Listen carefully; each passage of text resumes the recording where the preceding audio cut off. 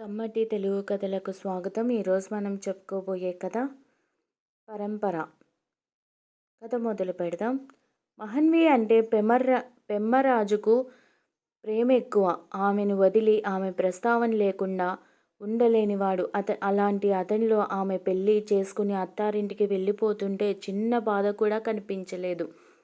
భజంత్రీలు పురోహితుడు పిలిచాడు. బ్యాండ్ మేళం వారు గట్టిగా దరువులు వేశారు. ఆ శబ్దానికి, ఆలోచనలకు వీడుకోలు పలికి వాస్తవాన్ని ఆహ్వానించింది కృష్ణవేణి. గట్టిమేళం బ్యాండ్ మేళం వారితో అన్నాడు పెమ్మరాజు.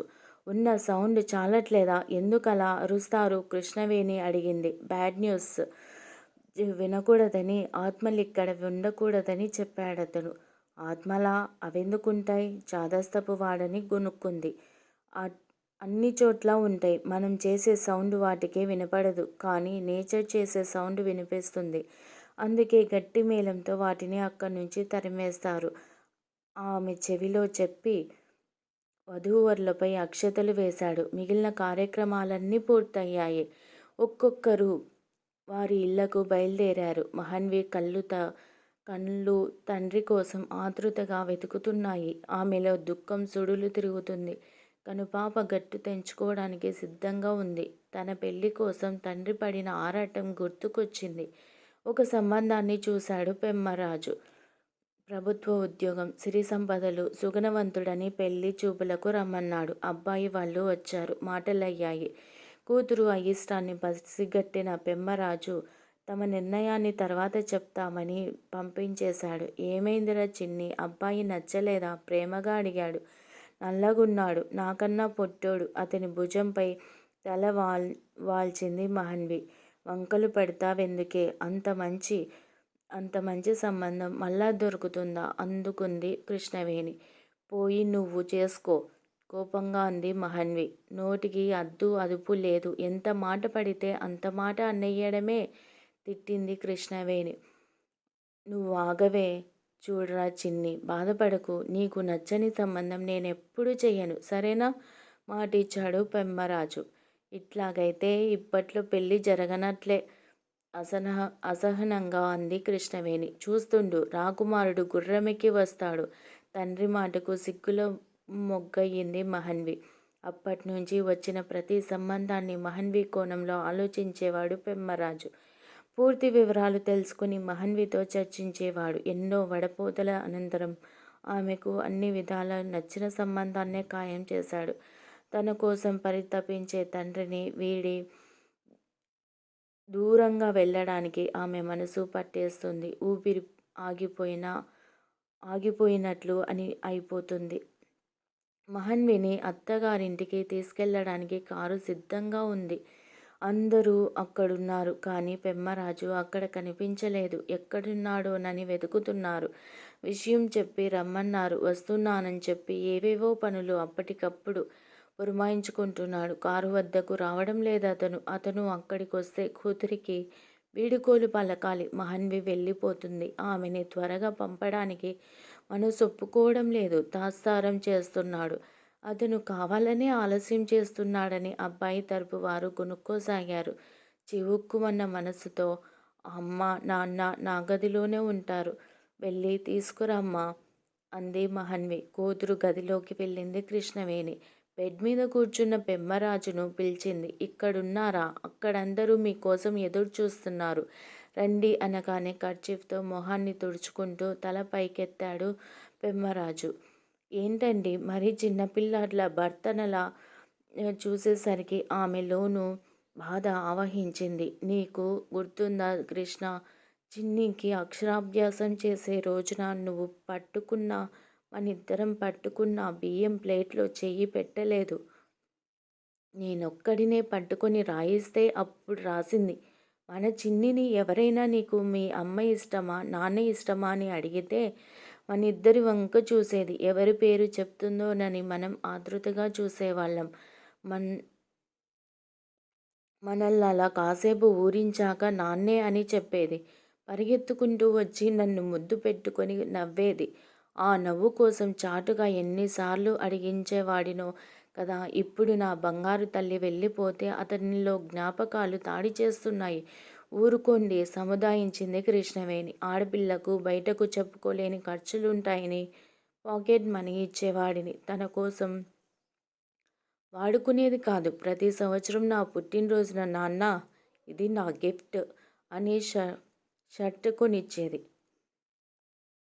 నేనివ్వాలి కానీ నువ్వే ఇస్తున్నావా అని అడిగితే నువ్వే నా గిఫ్ట్ నాన్న అని మెడకు చుట్టేసేది. ఇప్పుడు ఎవరలా చేస్తారు? దేవుడు నాకిచ్చిన గిఫ్ట్‌ను నేనెలా దూరంగా పంపించను? ఆ మాటలోని తీవ్రత మహన్వి దూరం అవుతున్న బాధను వెల్లడిస్తుంది. మహన్వికంతా మంచే జరుగుతుందండి. మహన్వికన్ మీరేం భయపడకండి. అదక్కడ ఎంత సంతోషంగా ఉందో చూస్తే మీరిలా బాధపడరు. రండి వెళ్దాం. భర్తకైతే ధైర్యం చెప్పింది కానీ కృష్ణవేణిలోనూ బాధ పొంగిపోతుంది. మొహాన్ని శుభ్రంగా కడుక్కొని మెల్లగా కారు వద్దకొచ్చాడు పెమ్మరాజు. కూతుర్ని దగ్గరకు తీసుకొని అవసరం వచ్చినప్పుడు కాకితో కబురు పంపరా, క్షణంలో వాలిపోతాను. నుదిటిపై ముద్దు పెట్టుకున్నాడు. వెళ్ళాలనిపించడం లేదు నాన్నా. తండ్రిని గట్టిగా హత్తుకుని తల్లి చేతిని ఒడిసి పట్టుకుంది మహన్వి. కారు కదిలింది. మహన్వి చెయ్యి ఊపుతోంది. పెమ్మరాజు మనసు అదిరి పడడం కృష్ణవేణికి తెలుస్తూనే ఉంది. సత్యం శంకరం మంచి అమరావతి కథల్లోని అంపకంలో లాగా కారు వెనకే పరిగెత్తుకుంటూ వెళ్తాడేమోనని కంగారు పడింది. అలాంటిదేం జరగకపోయేసరికి ఊపిరి పీల్చుకుంది. చిన్ని గట్టిగా పిలిచాడు పెమ్మరాజు. ఉలిక్కిపడి లేచింది కృష్ణవేణి. భర్త మొహమంతా చెమటలు. ఏమైందండి అడిగింది. చిన్నికి చెయ్యి కాలింది. లేవబోయాడు. మహన్వికి టీ పెట్టడం వచ్చిన దగ్గర్నుంచి తండ్రి కోసం ప్రత్యేకంగా తనే చేసి ఇచ్చేది. అతను లేచేసరికి వేడి వేడి టీ అందించేది. 3 నెలల నుంచి ఇదే వరుస. అంత బెంగైతే ఎట్లా?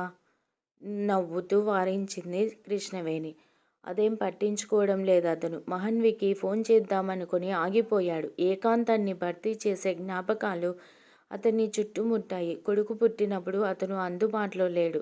అందుకే ఈసారి ఖచ్చితంగా ఉండాలని పనులన్నింటినీ పక్కన పెట్టి వాలిపోయాడు. కృష్ణవేణిని ఆపరేషన్ థియేటర్లోకి తీసుకెళ్లారు.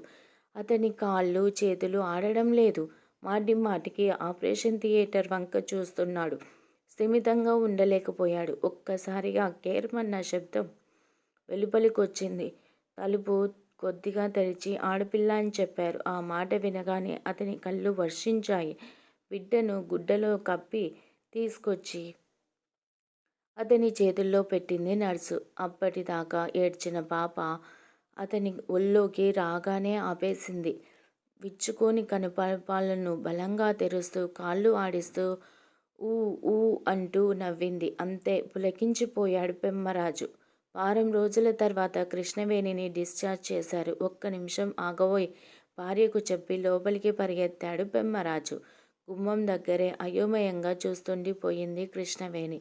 ఒక ప్లేట్లో కుంకుమని వేసి నీళ్లలో తడి చేశాడు. లైబ్రరీ రూంలో ఉన్న ఫోటో ప్రింట్ పేపర్ తీసుకొచ్చాడు. ఏమిటండి ఇదంతా? అతనేం చేస్తున్నాడో కృష్ణవేణికి అర్థం కాలేదు. నన్నీ స్థానంలో నిలబెట్టిన మా అమ్మ పాదముద్రల్ని భద్రపరుచుకోలేకపోయాను. అందుకే ఆమె మళ్ళీ పాప రూపంలో నా దగ్గరకొచ్చింది. ఇటివ్వు. మహన్వి 2 కాళ్ళను పట్టుకుని తండ్రి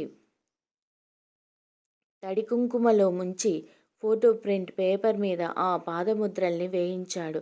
ఏంటండి పిచ్చి కాకపోతేను ముసిముసిగా నవ్వింది కృష్ణవేణి. ఇప్పుడిక లోపలికెళ్ళండి. నా చిట్టి తల్లి పాదముద్రల్ని ఫ్రేమ్ కట్టించాలి. మురిపెంగా చూశాడు. ఆ రోజు నుంచి మహన్విని తన తల్లిలాగానే భావించాడు. తన తల్లికి సేవ చేస్తున్నట్లుగానే పొంగిపోయాడు. మహన్వి రాకతో అతని లోకమే మారిపోయింది. ప్రతి చిన్న విషయం కూతురితో ముడిపడిపోయింది. ఆమెకేం కావాలో తెలుసుకునేవాడు. అనుగుణంగా నడుచుకునేవాడు. అంతటి గారాబం పనికిరాదని కృష్ణవేణి వారించినా పట్టించుకునేవాడు కాదు. నీకేం కావాలో చెప్పరా చిన్ని? ఎప్పుడైనా మార్కెట్కెళ్ళినప్పుడు అడిగేవాడు. నా కోసం నువ్వేం కొనాలనుకుంటున్నావో అవే కొన్నాన్నా తడుముకోకుండా అనేది. చాయిస్ అతనికే ఇచ్చినట్లు కళ్ళు 2 మూసి సంబరంగా నవ్వేది. ఆమె కోసం ఏమేమి కొనాలో మాలంతా తిరిగి శోధించేవాడు. అతను ఏం కొన్నా ఆమె అభ్యంతరం పెట్టేది కాదు. కాటుక కొంటే కళ్ళకు పెట్టుకుని చూపించేది. రిబ్బన్లు కొంటే 2 జడలకు కట్టుకునేది. దుద్దులు కొంటే చెవులకు పెట్టుకునేది. పాపిడి బిళ్ళ కొంటే రోజూ తల దువ్వుకొని పెట్టుకునేది. పట్టీలు కొంటే వాటిని తొడుక్కొని ఇంట్లో తిరుగుతుండేది. ఆ పట్టీల శబ్దం విన్నప్పుడల్లా ఇంటి మహాలక్ష్మే తిరుగుతున్నట్లు భావించేవాడతను. సంతోషం అనే దానికి తన ఇల్లే పుట్టినిల్లని మహన్వినే మూల కారణమని తీర్మానించేవాడు. మహన్వి ఓణి ఫంక్షన్ జరుగుతుంది. పసుపు, పారాని రాసి స్టేజ్ మీద కూర్చోబెట్టారు. కార్యక్రమం పూర్తయింది. ఎవరికి వారు ముచ్చట్లలో పడ్డారు. ఒకతను దిగులుగా కూర్చున్నాడు. ఏం బావా అలా ఉన్నావు? అతన్ని పలకరించాడు మరొకతను. అమ్మాయి గుర్తుకొచ్చింది బావా, దానికి కూడా ఇంతే ఘనంగా చేశాం. మేం పాపం చేశామో మమ్మల్ని కాదని వెళ్ళిపోయింది దుఃఖపడ్డాడతను. ఎక్కడున్నాడో తెలిసిందా అడిగాడు. తెలీలేదు బావా, ఈ రోజుల్లో ఆడపిల్లలు గుండెల మీద కుంపట్లా తయారయ్యారు బావా. ముక్కు మొహం తెలియనోడితో వెళ్ళిపోతున్నారు. రేపు పెమ్మరాజు పరిస్థితి ఎలా ఉండబోతుందో ఇంకేదో అనబోయి అక్కడికొచ్చిన పెమ్మరాజును చూసి ఆగిపోయాడతను. అది విన్న మహన్వి, మావయ్య, వదినలా చేసిందని అందరూ చేస్తారనుకోవడం కరెక్ట్ కాదు. నీలా బాధపడే పరిస్థితి మా నాన్నకు ఎన్నడూ రానివ్వను. జన్మలో నేను లవ్ చేయను. మా నాన్న గురించి మీరేం దిగులు పడక్కర్లేదు. ఇంకా ఏవో అంటూ అందరిలోనూ చెడామడా వాయించేసేది. అక్కడున్న జనమంతా బిత్తరపోయి చూశారు. చిన్న పెద్ద లేకుండా అలా మాట్లాడుతుంటే పొగరని తండ్రి, గారాబమని ఇలాంటోళ్ళే తొందరగా దారి తప్పుతారని రకరకాలుగా గుసగుసలాడారు. మహన్వి కొత్తగా జాయిన్ అయిన ఇంజనీరింగ్ కాలేజ్లో ఫాదర్స్ డే జరపడం ఆనవాయితీగా వస్తుంది. ఆ వేడుకలో ఫ్రెషర్స్ వాళ్ళ తండ్రి పట్ల వారికున్న ప్రేమ గురించి చెప్పాలి. మహన్వి వంతొచ్చింది. ఇప్పటి వరకు చెప్పిన వాళ్ళు చాలా గొప్పగా చెప్పారు. మా డాడీతో నాకు అంతటి అనుబంధమే ఉంది. 4 వాక్యాల్లో ఆయన గొప్పతనం చెప్తాను. గాలి పయనం ఎంతవరకంటే గాలేం చెప్తుంది? దూసుకుపోగలిగే శక్తి ఉన్నంత వరకనా? చొరబడే చోటు ఉన్నంత వరకనా? కిరణం ప్రకాశం ఎంతవరకంటే అదేం మాట్లాడుతుంది? చొచ్చుకెళ్ళే విశ్వం ఉన్నంత వరకనా? చీకటిని చీల్చే శక్తి ఉన్నంత వరకన. మా నాన్న గొప్పతనం ఏమిటంటే నేనేం వివరించను. భూదేవంత భారం మోస్తున్నాడనే నాపై నావై ఒడ్డుకు చేరుస్తున్నాడనే సహచరులను చూసి తనకు తానుగా మార్పు చెందే విద్యార్థుల పరిస్థితులకు అనుగుణంగా సాగిపోయే ధీరుడు మా నాన్న. తను భూమి మీదనే ఉంటూ మమ్మల్ని ఆకాశంలో విహరింపచేస్తాడు. ఆయన గురించి ఎంత చెప్పినా ఏం చెప్పినా తక్కువే అంటూ భావోద్వేగానికి లోనైంది మహన్వి. బయటి వాళ్ళ ద్వారా అది తెలుసుకున్న పెమ్మరాజు ఛాతీ గర్వంతో పొంగింది. గత 3 నెలలుగా అతని దినచర్య ఒడిదుడుకులకు లోనవుతుంది. మహన్వి తమతో లేకపోవటాన్ని జీర్ణించుకోవడానికి ప్రయత్నించి విఫలమవుతున్నాడు. ఫోన్లో మాట్లాడినా, వీడియో కాల్లో చూసినా బెంగ తీరట్లేదు. ఆలోచనల పద్మవ్యూహం నుంచి బయటపడలేకపోతున్నాడు. ఇదిగోండి టీ, భర్త చేతికిచ్చింది కృష్ణవేణి. తాగలేక టేబుల్ మీద పెట్టేశాడు. ఇంతలో మహన్వి నుంచి ఫోన్ వచ్చింది. డిస్ప్లే మీద కూతురు ఫోటో చూడగానే అతని మొహం మతాబులా వెలిగింది. చిన్ని, చెప్పరా, ఎలా ఉన్నావు అని అడిగాడు. నేను బాగున్నాను నాన్న, ఒకసారి ఫోన్ అమ్మకిస్తారా అంది. తనతో మాట్లాడకుండా ఎవరితోనూ మాట్లాడని మహన్వి ఈరోజు తల్లితో మాట్లాడతాననడం వింతగా తోచింది. మరేం మాట్లాడకుండా ఫోన్ కృష్ణవేణికి ఇచ్చాడు. ఎంతటి శుభవార్త చెప్పావే! అప్పుడే ఫ్రెండ్స్కి, రిలేటివ్స్కి చెప్పకు. మీ నాన్నగారికి ఇస్తానుండు అంది. ఒప్పుకోలేదు మహన్వి. తల్లినే చెప్పమని ఫోన్ పెట్టేసింది. ఏంటన్నట్లుగా భార్య వైపు చూశాడు పెమ్మరాజు. మీరు తాత కాబోతున్నారు. నవ్వుతూ అతని బుగ్గల్ని లాగింది కృష్ణవేణి. దీక్షిత్ స్వీట్ బాక్స్ తీసుకొచ్చి మహన్వికి తినిపించాడు. మహారాజు గారు ఇలా స్వీట్స్ తినిపిస్తేనే సరిపోదు, కొంటిగా నవ్వింది మహన్వి. అబ్బో, ఇంకేం కావాలంటూ మహారాణి గారికి దగ్గరగా జరిగాడు దీక్షిత్. మరే ఏదో చెప్పబోతుండగా అప్పుడే ఇంట్లోకి అడుగుపెట్టాడు కృష్ణవేణి పెమ్మరాజులు. వాళ్ళని చూసిన ఆనందంలో పరిగెత్తుకుంటూ ఎదురెళ్ళింది మహన్వి. పరిగెత్తకు, నువ్విప్పుడు ఒట్టి మనిషివి. ఉట్టి మనిషివి కాదు జాగ్రత్తలు చెబుతూ కూతురు నోట్లో స్వీట్ పెట్టింది కృష్ణవేణి. ప్రేమగా దీవించాడు బ్రహ్మరాజు. ఆమె పుట్టినప్పుడు తన చేతుల్లోకి తీసుకున్న క్షణం మదిలో మెదిలింది. కాసేపు మౌనం రాజ్యమేలింది. దీక్షిత్ మాటలు కలిపాడు. వియ్యంకుడు సాదర స్వాగతం పలికాడు. వియ్యపురాలు మంచినీళ్ళు అందించింది. ఆడవాళ్ళు ముగ్గురు ఏవేవో మాట్లాడుకుంటున్నారు. కాస్త దూరంగా కుర్చీలో కూర్చొని వారినే చూస్తున్నాడు పెమ్మరాజు. 20 సంవత్సరాలు పసిపాపలా పెరిగిన పిల్ల, ఏమీ తెలియని పసికూన అనుకున్నాడు. కానీ ఇప్పుడు మహన్వి వాళ్ళ సంసారంలో భాగమైపోయింది. ఆమెలో ఎదిగిన ఒదిగుండే వినయం కనిపిస్తూనే ఉంది. తండ్రిగా తన పెంపకానికి గర్వం అనిపిస్తుంది. అదే కదా పరంపర అంటే. బంధాలు, బంధుత్వాలతోటి తన కూతురు తన దగ్గరే ఉండాలనుకోవడం మూర్ఖత్వమే అవుతుంది. సహజ ధోరణికి, ప్రకృతి నియమాలకు విరుద్ధమే అవుతుంది. కడుపులో బిడ్డ పడగానే మహన్వి తల్లితనాన్ని పుణికిపుచ్చుకుంది. మాతృత్వపు మధురిమల గురించి చర్చిస్తోంది. తనతో మునుపట్లా ఉండట్లేదనుకోవడంలో ఏమైనా అర్థం ఉందా? పిల్లలు సుఖంగా ఉండటం కోసం, తమకో జీవితం ఏర్పడటం కోసం, రేపొద్దున తాము లేకపోయినా తమ భాగస్వామి, తమ పిల్లలు, తమ పరంపర చూసుకోవడం కోసమే కదా సమాజంలో ఇన్ని పద్ధతులను పెట్టింది. ఆ పద్ధతులకు వ్యతిరేకంగా ఉందామంటే ఎలా కుదురుతుంది?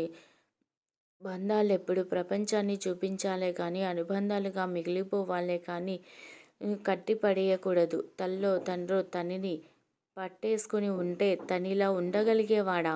మహన్విని తండ్రి ప్రేమతో కట్టేయకూడదు. స్వేచ్ఛగా వదిలేయాలి. ఆమె బాధ్యతను నెరవేర్చనివ్వాలి. ప్రేమ ఎప్పుడూ స్వేచ్ఛను బంధించకూడదు. పెమ్మరాజు ఆలోచనలకు స్పష్టతొచ్చింది. మనసంతా తేలికయింది. కుర్చీలోంచి లేచాడు. చిన్నీ, మేం బయలుదేరుతాంరా అన్నాడు. అప్పుడే వెళ్తారా? తండ్రిని హత్తుకుని బుంగమూతి పెట్టింది మహన్వి. 4 రోజుల్లో నిన్ను తీసుకెళ్తాం కదా, బెంగ పెట్టుకోకు సముదాయించాడు పెమ్మరాజు. వాళ్ళ మధ్యనున్న ప్రేమను కళ్ళారా చూసిన దీక్షిత్కు మహన్వి ఏం చెప్పబోయిందో అర్థమైంది. ఈ కథ మీకు నచ్చినట్లయితే ప్లీజ్ లైక్ చేయండి, షేర్ చేయండి. కమ్మటి తెలుగు కథల ఛానల్ను సబ్స్క్రైబ్ చేయండి. Thank you very much.